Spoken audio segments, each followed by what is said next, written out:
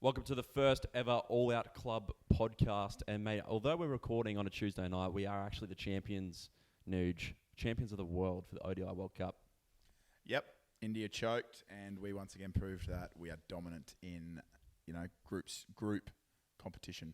We are, man. And I saw your take on the other day in the chat. Why are we not compared to the All Blacks of, rugby? Because we are obviously the most clearly dominant side in world cricket. I think what happens is that because there's T20 cricket, Test match cricket, ODI cricket, that you get a bit lost in the fact that we've won, I think, 5 of the last 7 ODI World Cups. We've won 50% of the World Test Championships that have ever been competed for. And we've only won 1 T20 World Cup, but if we're being frank, half of those are nothing World Cups, and no one really cares. No. So You raise a good point, mate. And, if we look back at the final, and we were 0-2, we lost to India, who we obviously beat in the final, and then South Africa in the second game. We got flogged against South Africa. To overcome that and then to go into a semi-final, smash South Africa, and then I'm happy to say it was a smashing on Monday night. Wouldn't you agree? 4 wickets. Like, they were in the game after we were 3 for 60 or whatever. But as soon as we found one partnership, that's all we needed. Just one partnership to win the game. It just happened to be an absolute elite partnership between Head and Marnus, who both did their job perfectly. You got to give it to Travis, and there's been some exceptional memes going around. And one Rupert McDonald, friend of the podcast, said that Travis Head has had a better career now than Marnus Labuschagne. Would you agree on that forefront? Delusional. Absolute delusion. However, why do you think that's delusional, Nugent? because if I'm also here, by the way. if we were to open the stats right now and compare Marnus test match numbers to Travis Head, it would be apples and oranges. Yeah, but if we're comparing ODI, Head's 43, and you can definitely say Head's accomplished more in big games. I think I'm just talking purely if you open the stats up. If you've got the argument that Head has performed in bigger matches, I would agree with you. But the fact is, most matches aren't. I'll give you the exact stats, mate. Okay. ODI. Here's our stats guru. Yeah, thanks. I'm talking Test cricket here mostly. Well, we're talking about ODIs there. You got to factor in everything. But Marnus hasn't even been a staple of the ODI side. He has for about 4 He's years. played 49 matches. Yeah, that's not that many. Compared to Head's 64. Yeah, true. Yeah, well, Humbled. That's go, mate. Humbled and stats. This is why we have the stats guru. Yeah. Anyway. Do we think Marnus is currently averaging in Tests about 53? Do we think he's going to average that for the rest of his career? I don't, personally. Well, I feel like Australian cricket give these, let's just call them second-tier sides that we play every couple of years just to boost averages, honestly. Mate, the team that does that the most is England. Very true. But who do we play this summer? Pakistan and West Indies. And Pakistan. Like, if you have a look quickly at Marnus's stats against Pakistan, I'm telling you, he averages about like 70 He averages 54. against Pakistan. He averages 91 against New Zealand. What do you got? What about Pakistan? Pakistan, 54, and Sri Lanka were versing as well, 40. But He only averages 40 against Sri Lanka. Yeah, But I think that was when would be at the in start Sri of his Lanka. career. Start of his career in Sri Lanka. And he's obviously a bit of a bully at home. He What- loves Australia. What does Curtis Patterson average against Sri Lanka? Whatever he averages. Whatever his It'd be test quite high. averages. Be quite high. Got 100 against him. Did he get robbed of a test career? Still got Nah. time, I guess. Nah, he's done. But delusional comment from Rupert. But there's definitely an argument for say that Travis has had the bigger moments, as you said. Yeah, I think just Marnus's total amount of runs and legend at the moment, currently legendary ranking. Batting average. Clancy, I'm just going to cut you off. You're a prolific Head hater. I'll say that with respect. A few years ago, This is not true. Clancy- This is not true. Clancy declared that we should pick Matt Wade in the Test and ODI side above Head. Imagine No, doing not that. just the Test match side, mate. Just the Test match side. I was a deluded. firm believer back in the day that Travis Head was a white ball player, and that he would be more dominant in the white ball, which I think I've been. He's gone very well in the Test. I wanted him picked about 2 years ago. See how he's trying to twist this? No. I always rated him as a white ball batsman, And I had some issues with him in the Red Bull side. However, I think he's proven in the last 2 years that he's clearly the number 5 bat. Oh, big the- time. Definitely. I think- He's perfect for it. One of the bigger questions coming out of the for the Test summer is whether young Cameron Green, gets a spot, and the way that Marsh has performed in the World Cup. And I know you can't really correlate ODI form into Test match, but if you go back to the Ashes as well, he averaged 49 in the World Cup just gone. Does Marsh get the gig over Cam Green for the first Test? My issue with that is, we've just come off probably our biggest test match year. We've seen in a long time. Away series in India, away series in England, which means we have now probably our biggest gap from this point on towards a major tour of, one of the two main ones. South Africa, I suppose you could throw in there, but do we really need to be giving Mitch Marsh, who probably only has a few years left, a go against Pakistan and the West Indies, who I am almost certain we're going to demolish, or do we stick with Green and give him more time? Is it a fine line between keeping Green in the Test side and him failing, losing confidence that way, and then dropping him in the hopes he gains confidence at the lower levels? Like, how do you distinguish that? Where does he gain confidence? Getting runs, lower levels, or trying to hope he gets runs in Test? I personally would love to see him. I'd play him against the Windies, Pakistan. Pakistan's quick attack's pretty good, but in home conditions, I think he'll succeed against those teams, and I think he'll get some good confidence at the international level to, continue doing that against England and India. If he fails this summer, then maybe we were wrong about him. Oh, I think that's a bit harsh. How old is he Is it now? though? He's 24, but by the time he's played 24 Test matches. When he debuted, we were thinking after 30 matches, surely he's asserted himself. He did come onto the scene very quickly. He was there. I think there were periods where he was batting 8 for WA. Yeah. So it Generally, it does take all round. Like Callis, I know, struggled straight away. Steve Waugh was like mainly a bowler at the start. The issue is you got to find. You can't be especially in Australia.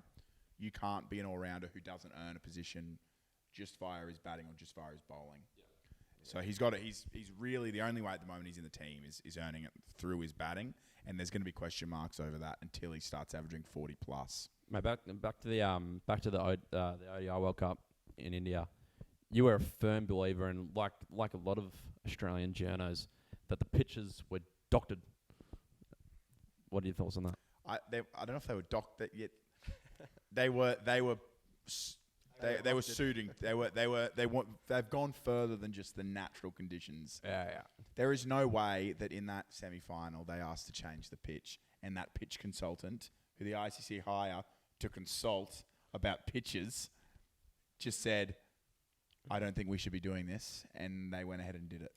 Yeah. And I think in that final, it backfired on India, which is delicious.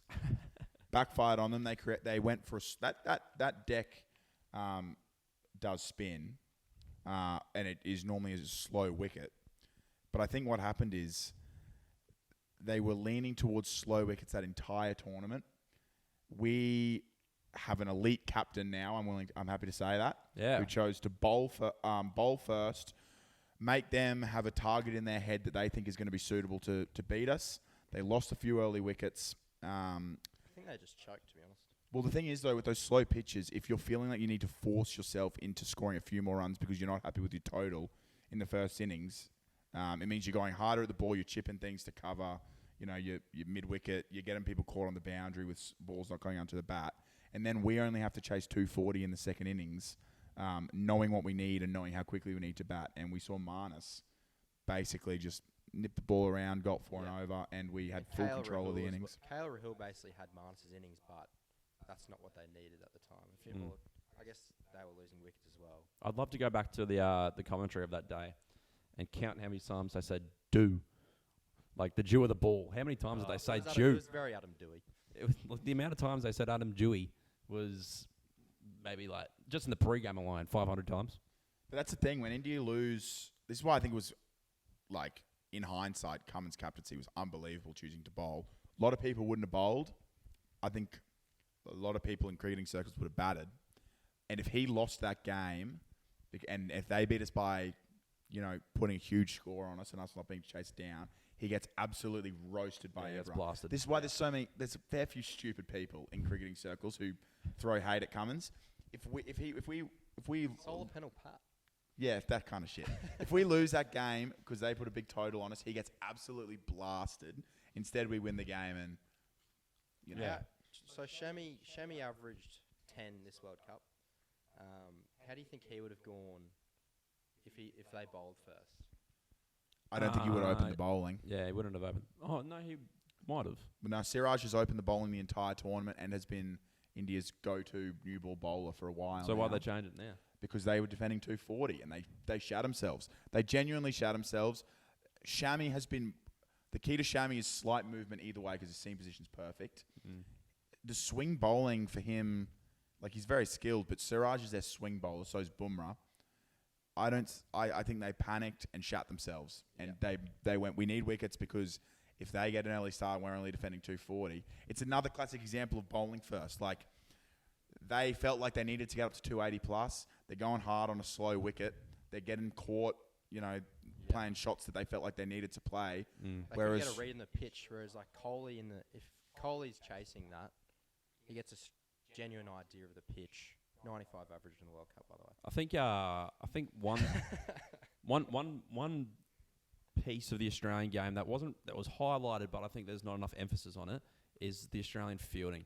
Like, it was incredible. I reckon they would have saved at least in that final, and I would love to know the stats about the whole World Cup, at least 30 runs maybe in the field. Well, leading into that final, I don't know if it included the early catches they took, but I think in those first two games, we were shooting at about 60-something% for taking our catches, and that jumped up to about high 80s. And that catch from Travis Head, that could have won us we don't know how the rest of the game would have played out, but that genuinely could have won us the game. Rohit Sharma could have got 150. You could just tell that Australia's like mindset in the field has just changed. Like, they were running after everything. I saw at one point Inglis was like running from his keeper mark all the way to like mid on almost to just back up a ball, which was completely unnecessary. But it's all just like mindset, isn't it? Like, Dave Yeah. Warner. Yet Head also took the biggest catch of the game as well. That catch on Sharma.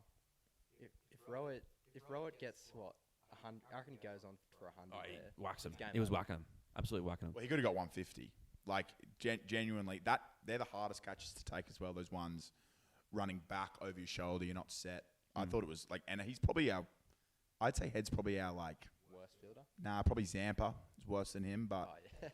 Head's not in the top half of probably in the bottom third of worst fielders in the team, and he's not bad. Yeah, he's just not. Not bad by any means. Like all our bowlers, Australia's Hazelwood's always alright. been like a few lapses here and there over a couple of years, but consistently the best fielding nation. Like India used to be awful.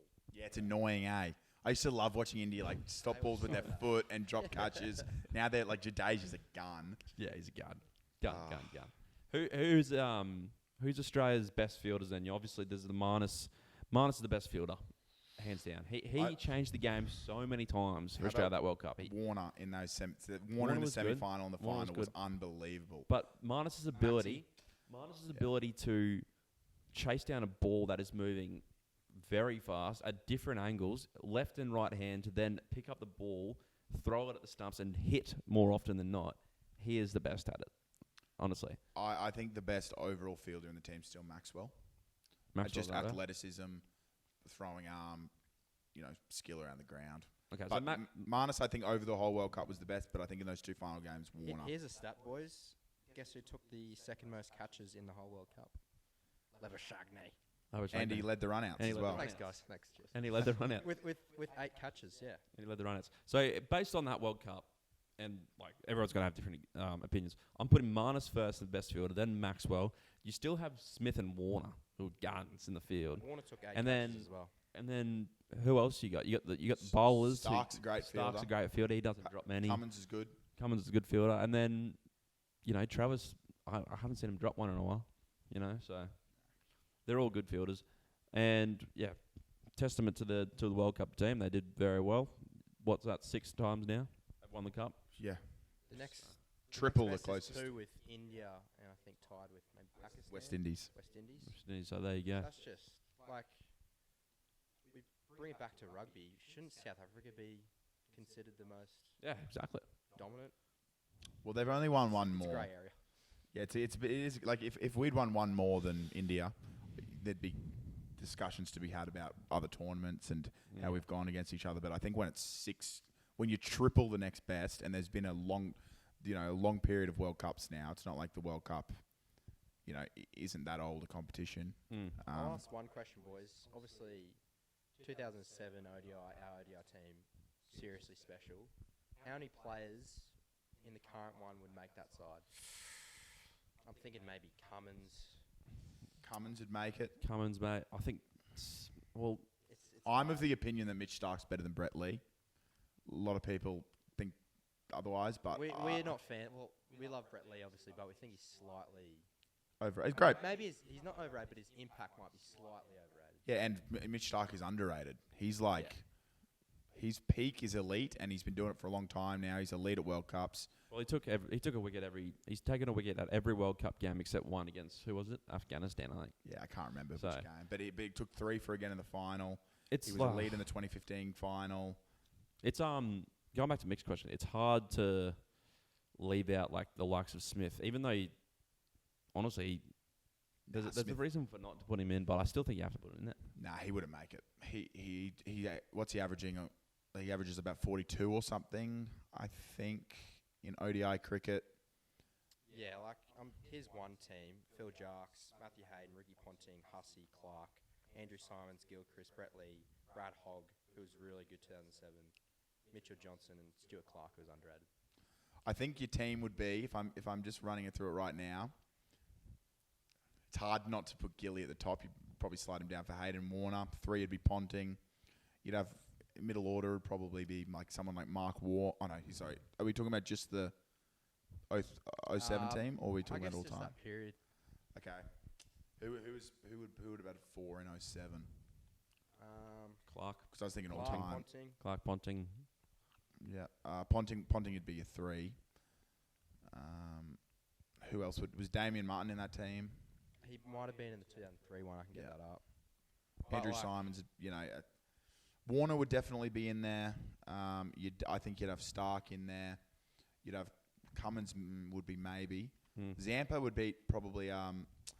2007 was Brad Hogg. It wasn't Warner. Yeah, I think they showed the most wickets in a World Cup, and I think Hogg for spinners. I think Hogg was like 3rd and Zampa was 2nd. So it's close. Yeah, Zampa's been doing it for a long time Zampa's now. Getting underrated. I think. He's very underrated. He was elite in the World Cup. Yeah. So let's just run it back. So a combined 2023 and 2007. Let's just go those years. Combined 2023, 2007 ODI World Cup career team. We got Warner. Gilchrist. Who are the openers for the 07 team? Was Gilly and Hayden? So Was you're Phil leaving out Jarks? Haydos. Yeah. Well, you can put Gilly down the order. You put Gilly down the order. Yeah. Okay, so Warner, Hayden, Ponting, Clark. We're leaving Smith. We're going Hussey at 5. Yep. 6, is that where you put Gilchrist, or do you have another Or do you have Mitch all Marsh? rounder? No, you have Maxwell. You have Maxwell at 6. I can get around that. Gilly at 7. Gilly at 7. Cummins at 8. I don't. Cummins Andrew at 8. Simons is hard to miss out. Oh, as well. Simons. I think Maxwell's better. I think Maxwell offers a bit more. Simons is. Oh, I don't know. Maxwell I is don't know elite any with the player ball. ever offers more than Andrew Simons. Maxwell is elite with the ball. Simons better fielder. I'd Better say. fielder, you reckon, than Glenn Maxwell? I reckon Oh. he would be. He's one of the best fielders ever. They're both absolute guns. Like, I think Maxwell offers more with the ball. which Yep, is I agree why- with that. Which is why he gets the nod. I don't think that's any question that Simons Maxwell is- offers more with the ball. with the ball. Maxwell was our spinner in 2015 and was bowling 10 overs a lot of the time in this World Maxwell Cup. can find a wicket in BBL. That's for Yeah. So carrying on from that, we got Warner, Hayden, Ponting, Clark, Hussey. Who did we say at 6? Maxwell. Maxi. 7, Gilchrist. 8. Now this is where it gets interesting. Do we add Michael Well, Bevan in there? Was he in the 2003 or 2007 time? 2003. So we're going. I He think was a gun. I would have Michael Bevan in there. no, we're just every doing day of the 07. week. Just doing 07. Okay. 2007. 07, yeah. 2023. So it was Maxwell, and then Gilly. this is where it gets interesting. No, we get Maxwell. Sorry, then Gilly. Who were the bowlers, Mick, for This that, is where it gets interesting. for that So 07 team? I think I mentioned it before, like Stuart Clark, Lee, Brett Lee, Johnson. Glenn. Nah, Johnson Glenn. Was wouldn't have been Johnson there? Nah. Yeah, it might have been Johnson was in the squad. Yeah. No, I don't think he was in the team though. Maybe not in the team. I think Cummins' ODI stats, they aren't elite, and they haven't been elite at World Cups either. I would have Stark in there. You could keep Glenn McGrath, I'm a obviously, Yeah. would be Year 11. year 11. I'd have Zampa as my Zampa as 10. a spinner. And then Brett Lee or Brett Lee or Stark. no Stark's already in there. Sorry, Brett Lee or Cummins is your Well, last in bowler. 2007, we didn't lose a game, mind you. Yeah. Well, they're the most dominant team ever. Pretty good line. I'd probably have Lee as my final picked. And leave Cummins out. Yep. Captain by Ponting. Yep.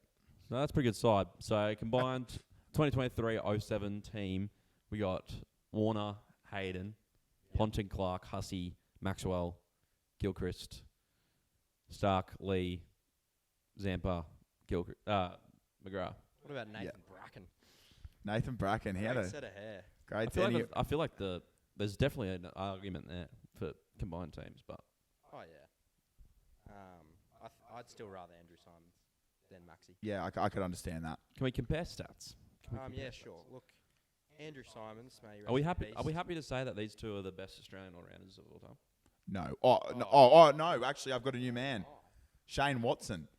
Shane righto. Watson. 2007. Yep. That's pretty early. Yeah, but we're picking on Korea. Like Right. Clark probably wasn't a lead in 2007, was he?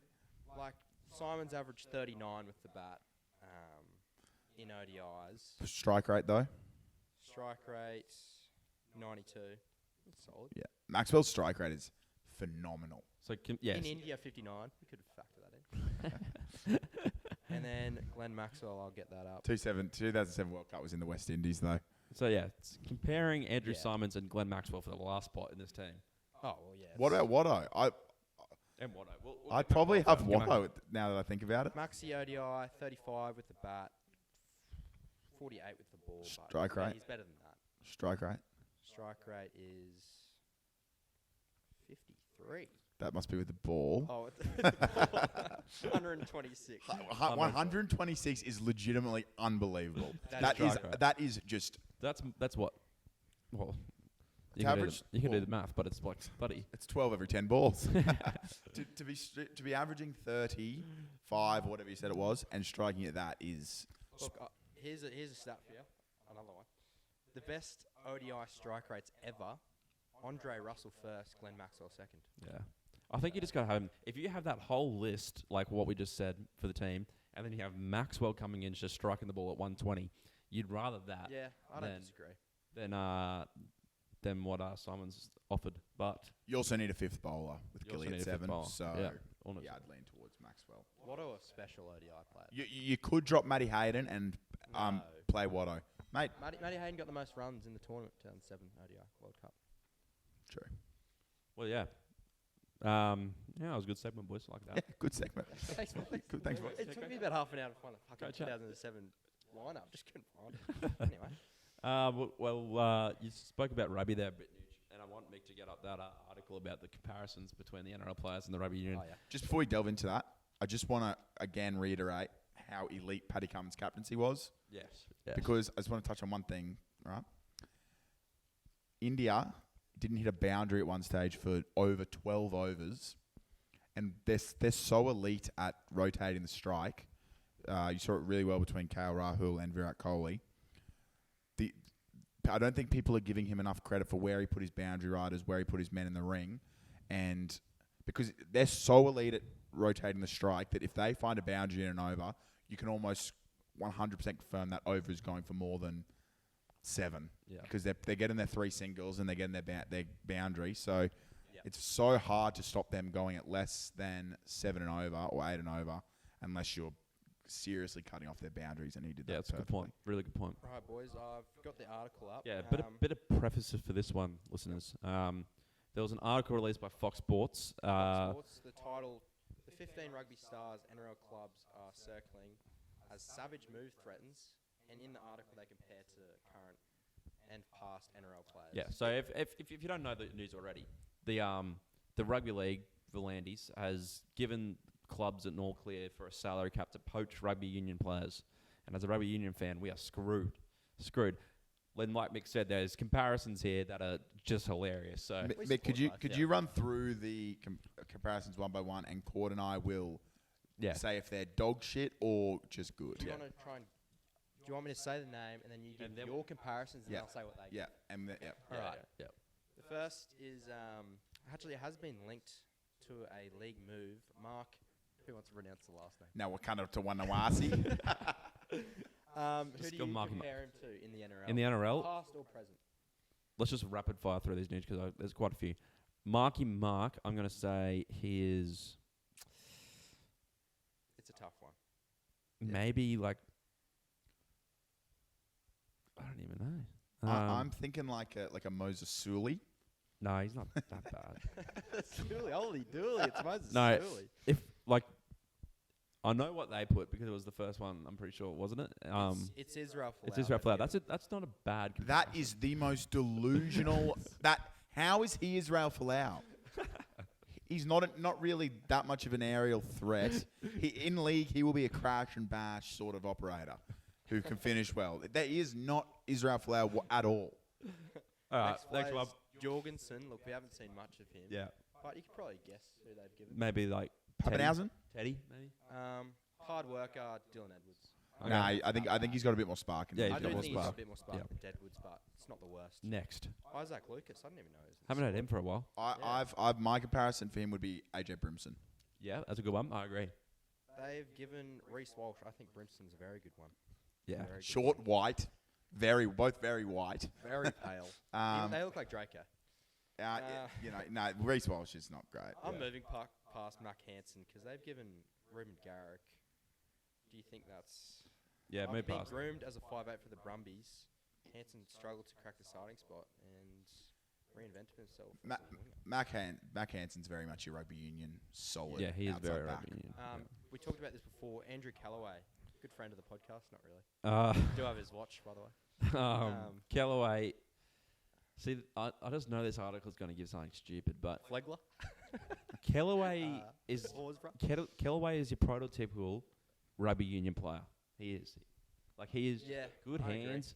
He's Lockie he's solid Miller. at the back. I actually think. Oh yeah, Brimson's Lockie not Miller. that bad. Lockie Miller's a good Brimson, one. yeah, I was No, thinking Lockie about him Miller. for Callaway. Brimson's, Lockie yeah, Miller. Lockie Miller. Yeah, Lockie Miller. Wouldn't say he's an NRL player anymore, unfortunately. Because But he's they've prototypical given- union. They've given Teddy. I just think, look, Callaway's a great try scorer on the wing. But Callaway's not a tackle buster. You know, he's not. He's a. He's pu- exciting, Oh, he's but that's a for quick union little. standards in Australia. And he's got good skills. He's not Teddy. He's not going to bust open a tackle and Yeah. you know. Izzy Parisi. There's a few players you could think of, just a tackle buster. Katoni Staggs. Yeah, Stags, maybe. Stags is perfect. They've given Nick Kotrick, which Yeah. Stags is just the most blatant one. Yeah. I'd say. Yeah. Vunivalu. I did see this one. Vunivalu is Any Vunivalu. of our listeners guess who they've compared Vunivalu to? Vunivalu. Himself. Len Ikitau. He's a tackle buster himself. Yeah. Look. Lenny Tau. You could even go like a I was thinking a bit Joey Manu. I don't know. Yeah, if a bit Joey Manu. I'm trying to They've gone think. Stags. So I'd See, swap see. them around. Yeah, but I don't know. That's a Anyway, tough one. give us- It's very give us one big. more. I think Ikitau would be pretty good in NRL. Give us one more. And Geordie Bataya is the last one. Would you say Bataya's in Union our flashiest player? Most skilled, maybe? I'd say he's definitely the most flashy player. He's electric. You could. This is a stretch. You could liken him to a Latrell. I don't know Yeah, about he- that. A young Latrell, maybe? Mm. When Geordie Pataya first came on the scene in what was it, like 2019? Yeah. It was 2019. He was like the man that was going to save Queensland rugby. He was so elite, and everything that he touched the ball, him and Karevi, just turned to gold. He was so elite, but as he kept it, It's pretty injury prone. yeah. They've compared him to Joey Manu. I think I don't mind that. it's a bit like Joey Manu where when they play fullback, no one can decide if they're a fullback or a centre or a winger. Yeah, that's been his main thing, that he's not locked down one certain position. Yeah. I'd say he's just a winger. Teo. I'd like to see him have a go at fullback. I think we've given up too much on the strike fullback of late. Yeah. Nuge, to finish the pod, mate, we've talked a lot about the cricket, and rightfully so. I just want to get your non-biased who wins the NRL next year. Way too early NRL prediction. I'm genuinely can I tip a grand final? You can tip a grand final. Yeah. I'm genuinely tipping Broncos Cowboys grand final. You said that last. No, I didn't. You said. No, Cowboys, I Broncos. didn't. No, I said Penrith. I said Penrith will win last year. To be fair, the Cowboys do have the easiest draw ever. So Oh my god! as always. And the reasoning, Nuge. Cowboys, Broncos. My reasoning is, I think the Cowboys. I tipped them to come 5th this year, so that was obviously wrong. They came fucking 11th or something, but they were brilliant when they got a genuine preseason in. They were working hard. They had the World Cup before last preseason. I think the young guys are all going to get better with a poor season under their belt, and then I think the Broncos are just gonna. I think they were brilliant last year. Penrith, I'm just banking on it being hard to go 4 in a row, really, and losing a couple of players. Interesting. My prediction is Rabbitohs Broncos. I think after 5 rounds, Lockie Elias gets the sack, and they put Whiten into the halves, and I think it works. I don't know how, but I think it works. I think they get to the final. Who gets them around the field? White, mate, his kicking game's not even that bad. Yeah, They but got Latrell. If Latrell just needs a healthy season, you know how impactful he so can be. so reportedly last season, And Walker's he's pretty old, but he's still going.